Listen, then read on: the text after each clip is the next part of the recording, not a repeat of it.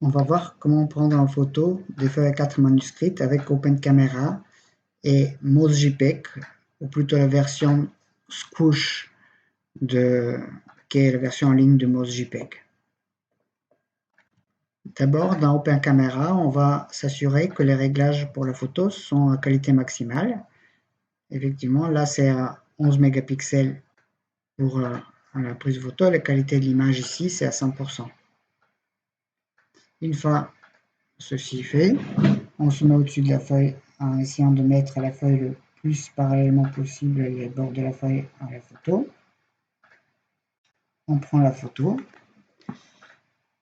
on s'en rend sur la photo et on ajuste. D'abord, on ajuste ici la luminosité, plutôt le contraste. On va dans la partie luminosité, on augmente le contraste.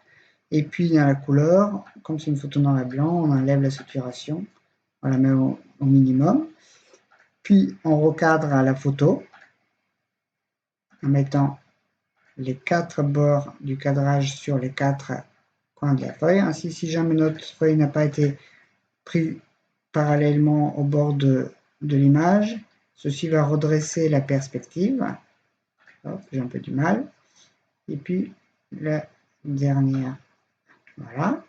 On fait OK. Puis finalement, on retourne l'image 3 fois pour qu'il se retrouve en haut. On fait OK et on enregistre une copie. La copie ainsi enregistrée, on peut le voir ici. Elle est 11 mégapixels. Elle fait un petit peu moins d'1 méga, ce qui est déjà pas mal. Mais maintenant, ce qu'on va faire, on va se rendre sur Squoosh, la version en ligne. On va faire sélectionner une image. On va aller dans les fichiers. Puis on va choisir cette image de l'ordre de 1 mégapixel. Et ici, on va choisir la qualité. On va diminuer un tout petit peu, de l'ordre de 70. En général, c'est suffisant. On va voir qu'est-ce que ça va donner comme qualité de l'image. Ça met un peu de temps pour calculer, mais ça dépend de la puissance du téléphone avec laquelle pour calculer. Ici, ça nous fait 344 kilooctets pour une image de 12 mégapixels. Si maintenant on change la qualité et on baisse par exemple quelque chose de l'ordre de 35, la moitié, hop.